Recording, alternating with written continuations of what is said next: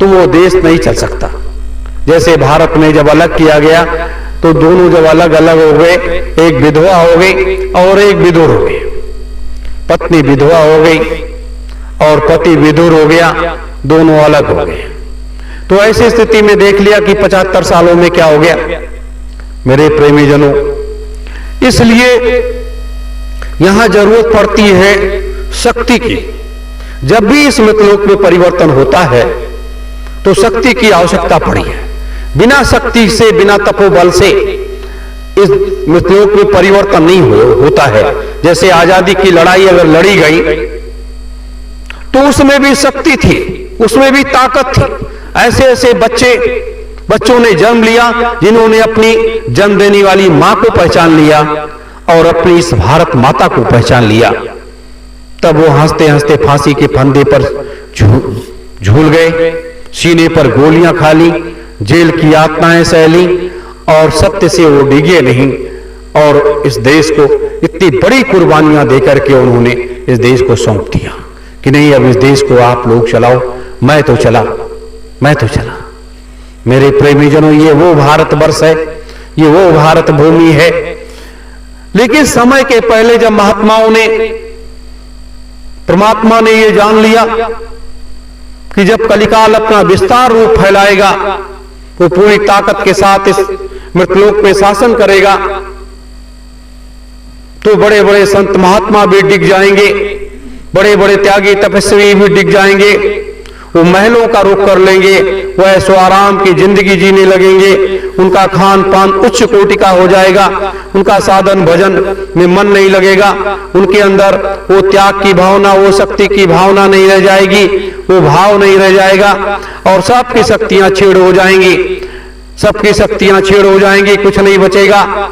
तो ऐसे समय में उन्होंने भगवान शिव से कहा, भोलेनाथ बाबा से कहा कि ये आपकी जिम्मेदारी है कि 88,000 ऋषियों को इकट्ठा करके 88,000 महात्माओं को इकट्ठा करिए और उनको नामदान दीजिए, दीक्षा दीजिए और उनसे एक ऐसा तप कराइए, एक ऐसी साधना कराइए कि जिससे वो शक्ति आगे चल करके जब कलयुग में परमात्मा का अवतार होगा या वो महापुरुष, वह सतलोक का परम पुरुष, वो जब मृतलोक में जाएंगे तो उन शक्तियों की आवश्यकता पड़ेगी, उन शक्तियों की आवश्यकता पड़ेगी। ऐसे समय में ये व्यवस्था भगवान शिव को सौंपी गई।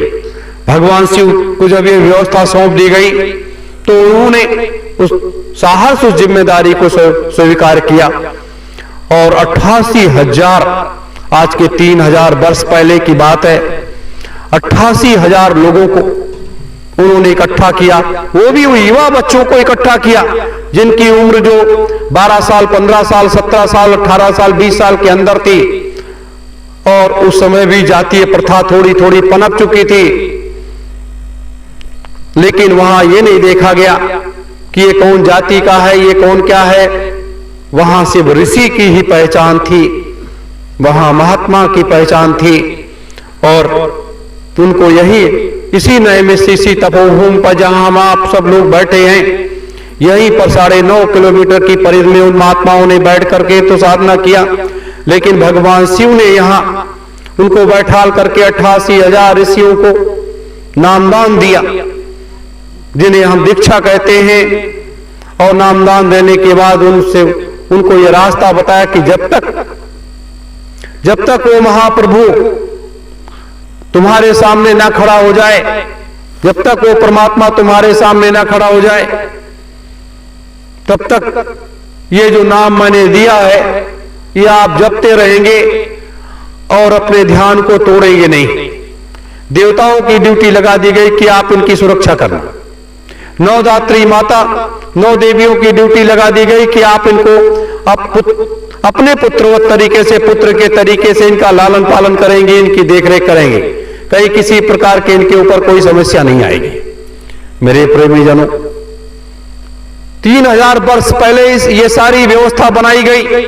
ये आज के लिए जो ये परिवर्तन का दौर शुरू हुआ है, ये आज के लिए बनाई गई थी। और जब 72 सालों तक हमारे ऋषिगण बैठे रह गए, कठोर तप ऐसे करके बैठ गए, आज 2 घंटे हमें आपको बैठने में, साधना करने में बड़ी तकलीफ होती है, बड़े कष्ट होते हैं कि 2 घंटे हम आप नहीं बैठ सकते। 24 घंटे का रात और दिन का ये समय ऐसे हम लोग व्यतीत कर देते हैं मेरे प्रेमी जनों। लेकिन उस समय वो 72 सालों तक ऐसे बैठे रह गए, एक शक्ति के रूप में बैठे रह गए। लेकिन उनकी देखरेख देवताओं ने करना शुरू कर दिया और महामंत्रों से पहले लोग अब मंत्रित कर लेते थे, अपने स्थान को सुरक्षित कर लेते थे, कहीं किसी प्रकार की कोई समस्या नहीं होती थी। वो भूख और प्यास सब भर लेती थी, एक उनके हवा के माध्यम से उनका सारी व्यवस्था होती रहती थी, उनके शरीर में किसी प्रकार की कोई वो नहीं आती थी। मेरे प्रेमी जनों, ये वो दौर था, ये वो शक्तियां थी, वो लोग थे। आज किसी भी संत महात्मा से कह दिया जाए कि आपके पास क्या है, क्या आप हमें थोड़ी दूर तक अपने साथ लेकर चल सकते हो? थोड़ी दूर चलने की बात क्या है कि मुझे सिर्फ एक लोक तक पहुंचा दो, या मुझे मेरी दिव्य दृष्टि ही खोल दो, या मुझे ये रास्ता ही दिखा दो जिस मार्ग पर हम चल करके वहां तक पहुंच सकते हैं। मेरे प्रेमी जनों, वो चीज आज बहुत कम संत महात्माओं में है। ऐसी बात नहीं है कि नहीं है महात्मा, एक से एक महात्मा ऋषि मुनि पड़े हैं, उनके पास अपार शक्तियां हैं। इसी कलयुग में एक से एक बड़े बड़े संत महात्मा हो गए जिन्होंने ये रास्ता दिखा दिया। मेरे प्रेमी जनों, तो ऐसे दौर में, ऐसे समय में हमें आपको एक रास्ता मिलना चाहिए, एक रास्ता मिलना चाहिए। तो ये जब 72 सालों के बाद वो परमात्मा सामने आया, ऋषियों के सामने, और ऋषियों से प्रार्थना किया, ऐ ऋषिगणों, अब आप लोग अपने ध्यान को तोड़ो, आप उसे क्या चाहते हो? जब ऋषियों ने अपने ध्यान को तोड़ा, देखा सामने परमात्मा खड़ा हुआ है, तो ऋषिगणों ने कहा कि हे प्रभु, मैं कोई चीज आपसे नहीं मांगता हूं, मुझे सिर्फ एक वस्तु चाहिए, वो भी एक ऐसी चीज है, अगर आप दे सकते हो तो हम मांगे आपसे। परमात्मा ने कहा, ऐ महात्माओं, आप आदेश तो करिए, आप मुझे आदेश तो करिए। एक स्वर से 88,000 कंठों ने एक स्वर से कहा, हे परमात्मा, हम ये चाहते हैं जब आप इस कलिकाल में अवतार लें तो यहां पर एक ऐसा महायज्ञ करें जो भूते न भविष्यते, जो न किसी युग में हुआ है और न आगे किसी युग में हो, ये पहला और अंतिम महायज्ञ हो। मेरे प्रेमी जनों, परमात्मा ने तथास्तु कह दिया कि जैसा आप चाहते हैं ऐसा ही होगा। फिर ऋषियों ने कहा कि हे परमात्मा, हम ऋषिगण अपनी सारी शक्तियों को इसी भूमि के अंदर समाहित कर दे रहे हैं, और जब आपका इस मृतलोक में आगमन होगा तब आप इन शक्तियों को लेकर के और उस युग परिवर्तन के काम में ये काम आएंगी, उससे आप बड़े से बड़ा काम कर लोगे। महात्माओं ने ये वचन दे दिया, परमात्मा को उपहार के रूप में दे दिया। अगर एक चीज उनसे मांगी, महायज्ञ की वो मांगा, तो दूसरा उपहार में अपनी 72 साल की सारी शक्तियों को उपहार के रूप में उस परमात्मा को दे दिया। क्योंकि उन ऋषियों को भी इसीलिए लगाया गया था, ये मालूम था कि कलिकाल में किसी के पास उतना तपोबल नहीं होगा, उतनी शक्ति नहीं होगी, तो बिना शक्ति से इस दुनिया, इस मृतलोक का शाश्वत नियम में परिवर्तन नहीं होता। जैसे भगवान श्री राम आए तो भगवान श्री राम को भी शक्ति अर्जित करनी पड़ी, और शक्ति प्राप्त करने के लिए उनको जंगल जंगल भटकना पड़ा। वशिष्ठ और विश्वामित्र का सानिध्य और आशीर्वाद, उनका आदेश आशीर्वाद लेकर के वो निकले थे। सारी शक्तियां उनकी भी काम कर रही थी, और हजारों हजारों संत महात्माओं के चौखट पर जाकर के उन्होंने दस्तक दिया और उनका सानिध्य, उनका आशीर्वाद प्राप्त किया, उनसे शक्तियां प्राप्त की, तब जाकर के इतनी बड़ी लड़ाई को जीत सके। मेरे प्रेमी जनों, ये एक बहुत बड़ा आध्यात्मिक विषय है। मैं इसलिए आप सबों को बता रहा हूं कि आप सब लोग चल करके आए हो, और हम लोग करने क्या जा रहे हैं? हम यहां महल बनाने नहीं आए, हम यहां मठ मंदिर नहीं बनाने आए, हम यहां युग परिवर्तन का वो काम करने आए, वो व्यवस्था स्थापित करने के लिए आए। अपने गुरु के आदेश पर वो कदम अपने लोगों ने आगे बढ़ाया है, वो एक लक्ष्य निर्धारित है। मेरे प्रेमी जनों, दूसरी चीज कि जब 3 वर्षों तक यहां पर एक यज्ञ, उन ऋषियों ने 88,000 ऋषियों ने एक ऐसा यज्ञ किया जिसमें से एक ज्योति उन्होंने निकाली। जहां ये खंभ गड़ा हुआ है, युग परिवर्तन सतयुग स्थापना महायज्ञ की धर्म ध्वजा, यहां पर एक ज्योति निकलती थी, बहुत बड़ी ज्योत, उसका लौ आसमान छूता था और उसके आसपास लोग जाते थे, बैठते थे और बैठने के बाद वो लोग ध्यान में लीन हो जाते थे और जिस लोक में जाना चाहते थे चले जाते थे और फिर वहां से दर्शन करके वापस चले आते थे। लोगों का तीसरा नेत्र खुल जाता था, लोगों का साधन भजन बनने लगता था, कहीं किसी प्रकार की कोई समस्या नहीं थी। और ये स्थान क्यों? ये स्थान जो है ये है तीनों लोकों में। जब इस पृथ्वी की संरचना किया गया, जब ये सारी व्यवस्था बनाई गई, तो तीनों लोकों की एक धुरी बनाई गई। तो ये नैमिषारण्य की ये कुछ ऐसी भूमि है जहां हम आप बैठे, ये तीनों लोकों के लिए आरक्षित कर ली गई कि ये भूमि जो है, ये इसका व्याख्यान तीनों लोकों में होता है कि ये सबसे ये पवित्र भूमि है, ये कोई भी वो नहीं है, ये सबसे पवित्र भूमि है कि यहां बैठ करके आप बड़े से बड़ा काम कर सकते हो, क्योंकि यहां शक्तियों का विशेष प्रादुर्भाव होता रहता है और वो शक्तियों का आगमन होता रहता है। मेरे प्रेमी जनों, तो इस तरह से ये सारे कार्य होते चले गए, ये सारी व्यवस्थाएं होती चली गई। तो ये क्या हुआ कि जब ये वर्तमान में मुगलों का साम्राज्य बढ़ा, तेजी के साथ बढ़ा, तो जब औरंगजेब को यहां के इतिहास के बारे में मालूम हुआ तो उसने क्या किया, तमाम तरीके से यातनाएं की कि ये जोत किसी तरीके से बुझ जाए। जब ये जोत नहीं बुझी तो उसने पशुओं को कटवा करके उसमें डालना शुरू किया। 1 वर्ष तक ये क्रम जब चला, जब भी ये ज्योति न बुझी, तब काशी के पंडितों से पूछा गया कि ये कैसे बुझेगी, ये बताओ, ये कैसे ये बुझ जाएगी? और जब तक बुझती नहीं है, जब तक हमारे राजा को चैन नहीं है। तो वहां के पंडितों ने यह बता दिया कि लगभग 1000 देवियां नग्न स्थिति में अगर वहां खड़ी कर दी जाएं तो वो ज्योति बुझ जाएगी। इस तरीके से मुगलिया सल्तनत ने 1000 देवियों को नग्न स्थिति में खड़ा कर दिया और वो जोत बुझ गई। फिर उसके बाद जब बुझ गई, तब भी यहां संत महात्मा आते रहे, जंगल में रहते रहे और रहते रहे, अपने साधन भजन करते रहे और इस स्थान को बनाए रखे।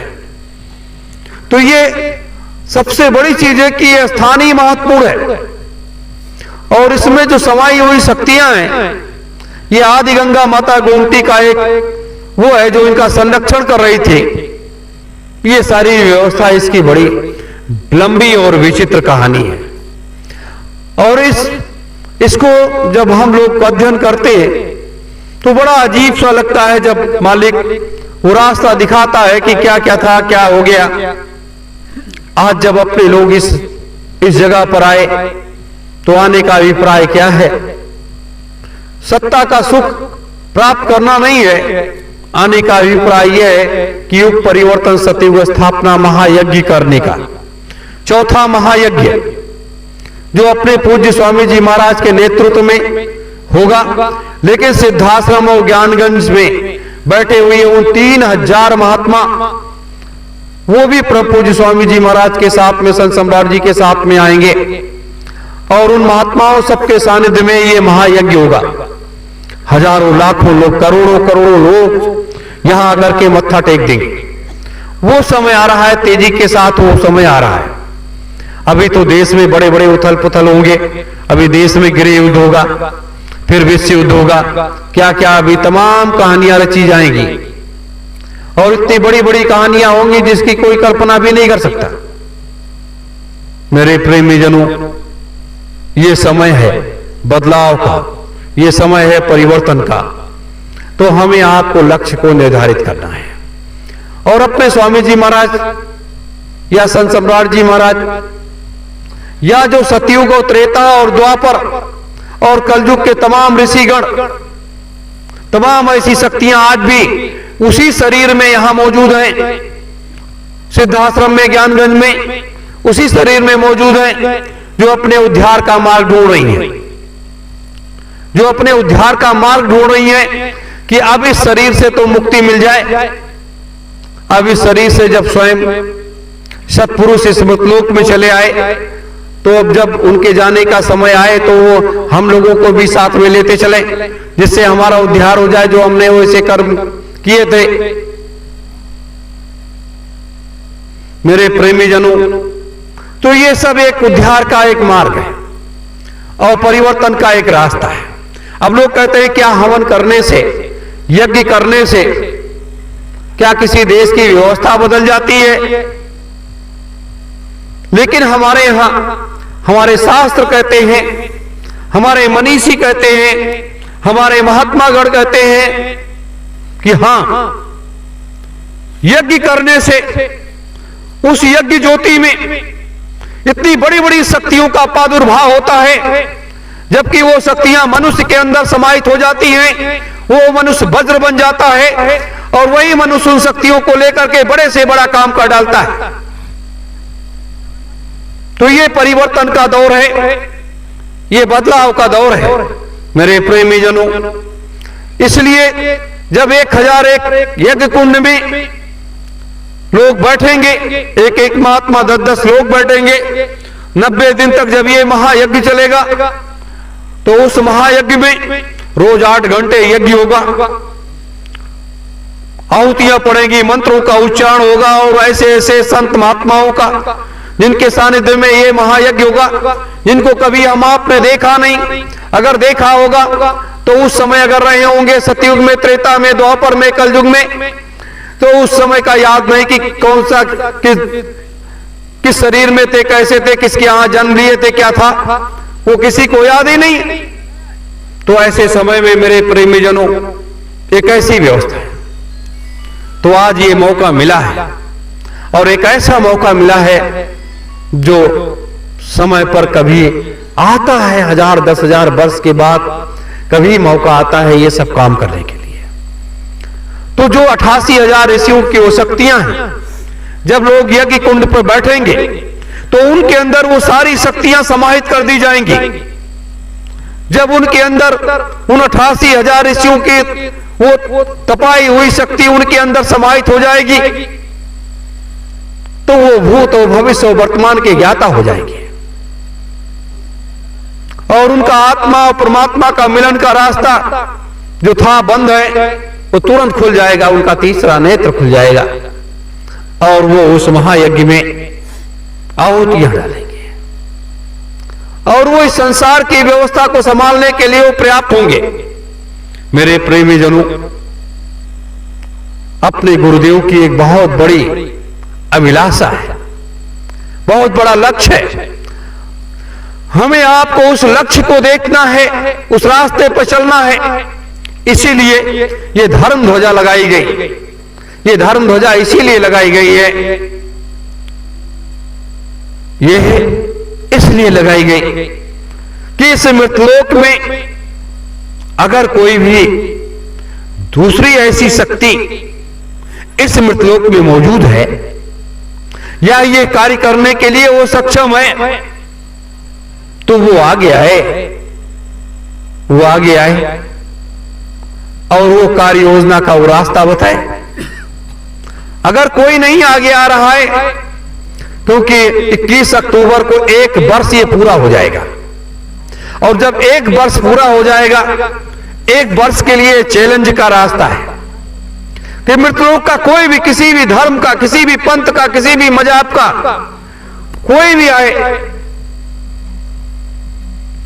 और जब लोग कोई नहीं आएंगे, 21 अक्टूबर जैसे 22 अक्टूबर लगेगा, ये हो जाएगा कि ये भारत नहीं, ये मृतलोक में कोई दूसरा योद्धा या दूसरा वीर पुरुष या दूसरा कोई ऐसा सन्यासी, दूसरा ऐसा कोई महात्मा इस मृतलोक में युग परिवर्तन करने के लिए या व्यवस्था परिवर्तन करने के लिए या सत्ता परिवर्तन करने के लिए कोई नहीं तैयार है। मात्र एक संस्था भारतीय सुभाष सेना है। मेरे प्रेमी जनों, इसलिए यह सतयुग तीर्थ की पावन धरा बड़ी पवित्र है, बड़ी पवित्र है, और हम आप सब लोग यहां आते हैं, दर्शन करते हैं, एक दूसरे का दीदार होता है, विचारों का आदान प्रदान होता है, और लोग अपने सत्मार्ग की तरफ आगे बढ़ जाते हैं। मेरे प्रेमी जनों, ये तो एक राज रहस्य है। दूसरी व्यवस्था क्या है? हम आप सब इस मृतलोक में जन्म लिए हैं, एक उद्देश्य है, एक उद्देश्य है कि इस मृतलोक की व्यवस्था को बदला कैसे जाए। तो इस मृतलोक की व्यवस्था को बदलने के लिए आध्यात्मिक क्रांति और वैचारिक क्रांति अभियान, तो ये आध्यात्मिक क्रांति, वैचारिक क्रांति अभियान के माध्यम से इस व्यवस्था को बदलने की तैयारी हो रही है। और जब ये अभियान अपने स्तर पर तीव्र गति से आगे बढ़ चलेगा, वो रास्ते पकड़ लेगा, तब वहां पर एक बदलाव का समय आएगा। और जैसे जैसे यज्ञ में आहुतियां पड़नी शुरू हो जाएंगी, वैसे वैसे रास्ता मिलना शुरू हो जाएगा। कहीं किसी प्रकार की कोई विघ्न बाधा नहीं होगी, कहीं किसी प्रकार की कोई विघ्न बाधा नहीं होगी। मेरे प्रेमी जनों, ये मैं आपको इसलिए बता रहा हूं कि आज जरूरत है, जैसे आज भारतवर्ष की राजनीति में दूसरा ऐसा कोई शख्स नहीं निकल करके आ रहा है जो मुकाबला कर सके लोगों का, वर्तमान के राजनेताओं का। तो ऐसे दौर में, ऐसे समय में हमें आपको अपने लक्ष्य को केंद्रित करना है और उस रास्ते पर सीधे चलना है। और जब इस रास्ते पर हम चलते रहेंगे, व्यवस्था बदल जाएगी, महात्माओं का आगमन होगा, महात्माओं के आगमन में ये सारी व्यवस्था बदलेगी, सारा कार्य होगा। वो समय तेजी के साथ नजदीक आ गया। थोड़ा समय और हम आप काट लें, और उसके बाद फिर देखिए नजारा क्या होता है। ये कुछ बातें थी जो मैंने आपके बीच में रखी हैं। मेरे प्रेमी जनों, कल एक महत्वपूर्ण बैठक है, कल एक महत्वपूर्ण बैठक है। बैठक में कई प्रमुख बिंदुओं पर विचार किया जाएगा, और वो विचार एक आवश्यक भी है, और हमें आपको उस रास्ते पर चलना भी है। क्योंकि इस रास्ते पर इसलिए चलना है कि ये मार्ग जो है, ये संतों का मार्ग है, ये महात्माओं का मार्ग है, ये ऋषियों मुनियों का मार्ग है। और इस मार्ग में तमाम कष्ट भी हैं, तमाम परेशानियां भी हैं, लेकिन सारे कष्ट मुसीबतों को सहने के बाद अगर आप आगे निकल पाए, तो आगे की व्यवस्था, आगे इस संसार की व्यवस्था को आप लोग संभालोगे, चलाओगे, देखोगे, करोगे। ये छोटी मोटी व्यवस्था नहीं है, ये बहुत बड़ा कार्य है। हम आप लोग जिस कार्य में तल्लीनता के साथ लगे हुए हैं, मेरे प्रेमी जनों, इस काल माया के देश में स्वयं बचो, दूसरे को बचाओ और परिवार को भी बचाओ। इसलिए बचाओ कि आगे चल करके इसकी बहुत बड़ी आवश्यकता है। मैंने कई बार बताया आप लोगों को कि जब कोई भी शक्ति इस मृतलोक में अवतरित होती है तो उसका एक रास्ता तैयार किया जाता है, एक मार्ग बनाया जाता है और लोगों की एक ड्यूटी भी लगाई जाती है कि आप इनकी देखरेख करोगे, वो आप इनकी देखरेख करोगे। तो एक दूसरे की जिम्मेदारी दी जाती है। मेरे प्रेमी जनों, ये एक बड़ा गूढ़ रहस्य है। इसको बताने के बाद मैं अपनी वाणी को विराम लूंगा। ये एक ऐसा गूढ़ रहस्य है कि जब इस मृतलोक की व्यवस्था को बदलने का चर्चा विधान बनने लगा, सारी चीजें होने लगी, तो ये हुआ कि कौन कौन सी शक्तियों को इस मृतलोक में भेजा जाए जिससे वो लोग इस व्यवस्था को संभाल सकें और उस गाड़ी को खींच सकें। तो जैसे जब भगवान कृष्ण का आगमन हुआ था, तो भगवान कृष्ण के आगमन के समय दो ऐसी शक्तियां भेजी गई थी। शक्तियां तो कई भेजी गई, लेकिन दो प्रमुख शक्तियां थी। एक तो राधा एक सबसे बड़ी शक्ति के रूप में थी और दूसरी सबसे बड़ी शक्ति का रूप था सुदामा जी महाराज का। दो ये शक्तियां ऐसी शक्तियां थी जो बराबर कृष्ण की देखभाल करते रहे और संभाल करते रहे। आज बहुत से लोग राधा और कृष्ण का एक प्रेम का एक दूसरा रूप प्रस्तुत करते हैं, लेकिन राधा और कृष्ण में जो भाव था, जो प्रेम था, वो एक परिवर्तन का लक्ष्य लेकर के था। और राधा ने जितनी भी शक्तियां, ये मृतलोक का शाश्वत नियम है कि आप जो भी शक्ति अर्जित करोगे वो आप उसको ट्रांसफर करोगे। तो राधा जो थी, वो जो भी शक्ति अर्जित करती थी वो अपने स्तन से कृष्ण के मुख में ट्रांसफर कर दिया करती थी। और दूसरी शक्ति सबसे बड़ी जो सुदामा जी महाराज की थी, वो जितनी शक्ति अर्जित करते थे वो कृष्ण को ट्रांसफर कर दिया करते थे। इसका एक ऐसा गूढ़ रहस्य है मेरे प्रेमी जनों, जिसको हमें आप सबको जानना चाहिए। और ये मृतलोक में इस मृतलोक में जब स्वयं सतपुरुष जी महाराज का आगमन हुआ, जो एक महात्मा के वेश में इस मृतलोक में आए और अपने सारे संकल्पों को, सारे कार्यों को पूरा करने में लगे हुए हैं, तो उसी तरह से इस मृतलोक में निरंजन का भी आगमन हुआ। निरंजन भगवान ने 3.5 लाख वर्ष तो यही नैमिष की इसी तपोभूमि पर बैठ करके साधना किया। 5 लाख वर्ष और साधना किया। 8.5 लाख वर्ष की कठोर सबसे बड़ी साधना अगर किसी ने किया है तो वो भगवान निरंजन ने किया है। मेरे प्रेमी जनों, तो आज भी इस मृतलोक में शक्तियों की आवश्यकता है, आवश्यकता पड़ रही है। तो परमात्मा ने एक दूसरे का संभाल करने के लिए उन शक्तियों को भेज दिया। आप सब भी एक शक्ति का रूप।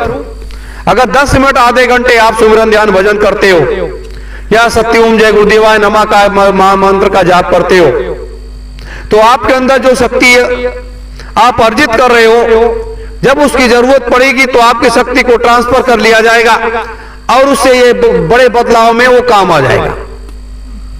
इसीलिए आप लोगों को जोड़ दिया जाता है कि आप लोग सिमरन ध्यान भजन करो, थोड़ा साधना करो और उन शक्तियों को आप ट्रांसफर करो, उन शक्तियों को आप दो जिससे ये सारा काम किया जा सके।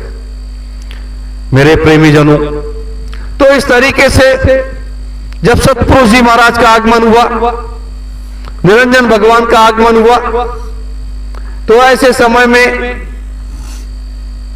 आद्या महाशक्ति का भी आगमन हुआ और उन शक्तियों का, तमाम ऐसी शक्तियों का इस मृतलोक में आगमन हुआ। तो ये शक्तियों का इसलिए आगमन हुआ इस मृतलोक में कि सबको साथ लेकर के चलना है और सबको रास्ता दिखाना है, कहीं किसी प्रकार से कोई विघ्न बाधा उत्पन्न न होने पाए। तो किसी प्रकार की कोई विघ्न बाधा आपके कामों में नहीं उत्पन्न होगी। ये चौथा महायज्ञ आने वाले समय में बहुत जल्द होकर के रहेगा और पूरा संसार इसका नजारा देखेगा, पूरा संसार इसका नजारा देखेगा।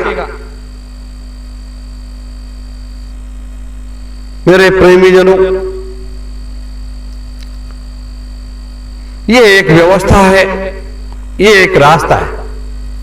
अब बहुत से लोग कहते हैं कि ऐसा क्या कारण है कि इतना बड़ा अभियान, इतना बड़ा कार्य। हां, भारत में एक लोकतंत्र जिंदा है कहा जाता है। भारत में लोकतंत्र जिंदा है, तो भारत के लोकतंत्र को जो है इसको बदलना है, इसमें बदलाव लाना है। अब इस बदलाव लाने के लिए तो आप लोगों को दूसरी स्थिति में इस महायज्ञ के पूर्ण होते ही एक नया रास्ता मिल जाएगा, नया काम होने लगेगा। तो ये कुछ ऐसी बातें थी जो मैंने आपके बीच में रखी हैं। इसको जरूर आप लोग चिंतन मनन करिए, विचार करिए। ये मैंने आपको आध्यात्मिकता की बात बताई है, राजनीतिक परिवेश में मैंने आपको कुछ नहीं बताया। मेरे प्रेमी जनों, ये आध्यात्मिकता का जो रास्ता है, अध्यात्म का जो रास्ता है, ये अगर सच्चे मन से आप अंगीकार कर लो, स्वीकार कर लो इसको, तो चाहे जिस भी संत महात्मा से आपने नामदान लिया है, सुमिरन ध्यान भजन करिए, उसके बताए हुए रास्ते पर चलिए, लेकिन 10 मिनट 5 मिनट का समय दीजिए और सत्य ओम जय गुरुदेवाय नमः इस महामंत्र का जाप करिए। आप सत्य ओम जय गुरुदेवाय नमः, ये एक महामंत्र है, ये कोई नामदान नहीं है, ये एक महामंत्र है। इस महामंत्र के द्वारा हमारे तमाम सारे कष्ट दूर होंगे, ये निरोगी काया बनेगी, घर में दुख तकलीफ, ग्रहों का प्रकोप, भूत प्रेत पिशाच जो भी लग रहे ये सब छोड़ चले जाएंगे अगर आपके घर में इसका कोई जाप करने लगा तो। और आपका घर जो है सुखी और समृद्धशाली बन जाएगा। तो ये सारी चीजें हमें करनी चाहिए और ये जब हम करने लगेंगे तो हमें मार्ग मिलता चला जाएगा, हमें रास्ता मिलता चला जाएगा। और जब रास्ता मिलता चला जाएगा तो कहीं किसी प्रकार की कोई परेशानी नहीं होगी। मेरे धर्म प्रेमी गुरु भाई बहनों,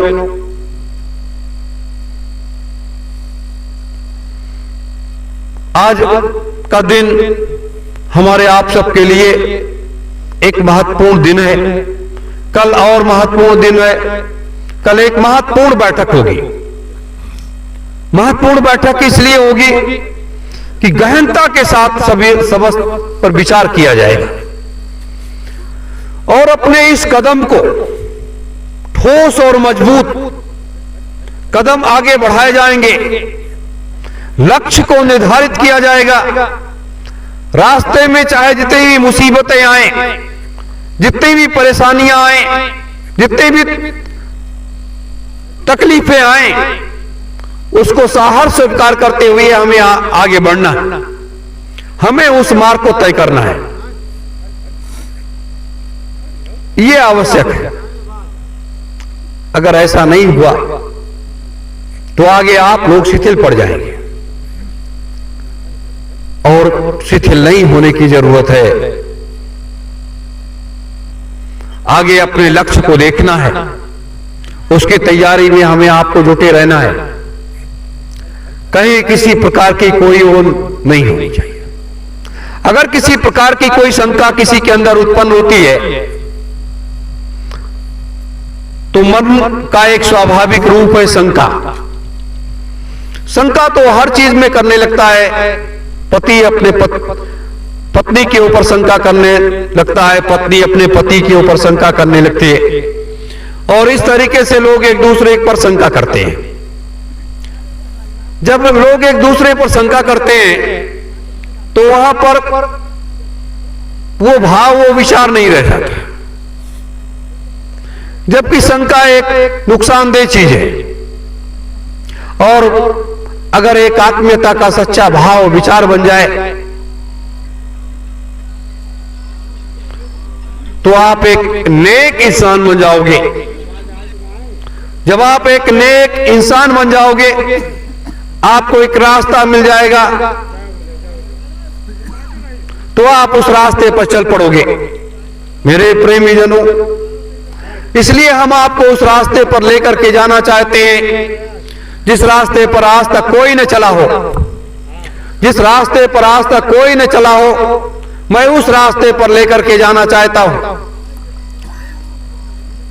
क्योंकि धीरे धीरे करके अपने गुरुदेव अपने को स्वतंत्र करते जा रहे हैं कि बच्चा अब इस कार्य को आगे बढ़ाओ, ये अब आपको काम करना है।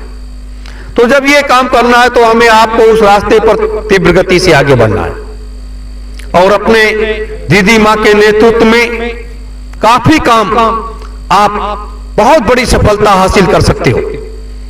मेरे प्रेमी जनों, ये एक ऐसी चीजें हैं, ऐसी शक्तियां हैं जिनके बल से हम बड़े ऊंचाइयों तक पहुंच सकते हैं और इस बड़े से बड़े काम को कर सकते हैं। और ये समय का वो चक्र घूम रहा है। जैसे जैसे समय का चक्र घूम रहा है वैसे वैसे उस लक्ष्य को हम भेद रहे हैं, और जब उस लक्ष्य को भेद रहे हैं तो अब देर कहां है? देर नहीं है। थोड़े समय के बाद लोग नजारा देखेंगे कि आगे क्या होने जाए, क्या हो रहा है। हम लोगों ने तो सोचा भी नहीं था कि कभी ऐसा भी होगा। जैसे कोरोना का दौर आया, ये महामारी आई, लोगों ने कहा रे ये तो कभी हमने सुना भी नहीं था, ये हमने देखा भी नहीं था, सोचा भी नहीं था। देश के राजनेताओं की भी हालत खराब हो गई, जनता की भी हालत खराब हो गई, अधिकारी कर्मचारी सबकी हालत खराब हो गई। किसी ने ना देखा था ना सुना था। तो उसी तरीके से ये जो प्रकृति का नियम परिवर्तन का है, ये जो परिवर्तन होने जा रहा है, किसी ने देखा और सुना नहीं है। ये पृथ्वी पर इस मृतलोक में ये दूसरे तरीके का परिवर्तन होने जा रहा है। राम ने अपने तरीके से किया, कृष्ण भगवान ने अपने तरीके से किया, हरिचंद जी महाराज ने अपने तरीके से किया, सबने अपने अपने तरीके से किया परिवर्तन। लेकिन ये मृतलोक का, ये कलिकाल का ये परिवर्तन जो है, ये एक अपने तरीके से होने जा रहा है। मालिक के बताए हुए रास्ते से परिवर्तन होने जा रहा है। तो ये एक ऐसा परिवर्तन होने जा रहा है जिसको लोग देख करके सुन करके स्तब्ध रह जाएंगे, और वो परिवर्तन बहुत तेजी के साथ होने जा रहा है। ये मैं इसलिए आपको बता रहा हूं कि समय तीव्र गति से आ रहा है। जैसे ये तीव्र गति से मौसम खराब हो रहा है, वैसे परिवर्तन का समय भी तीव्र गति से आ रहा है। मेरे प्रेमीजनों, ये कुछ बातें थी मैंने आपके बीच में रख दी हैं, और शेष कल के बैठक की परिचर्चा और शाम को आध्यात्मिक सत्संग की परिचर्चा, ये सब कल किया जाएगा। और आज बस इतना ही, बस इन्हीं शब्दों के साथ आप सभी धर्म प्रेमी गुरु भाई बहनों को, सभी देशवासियों को सादर सत्योम जय गुरुदेव।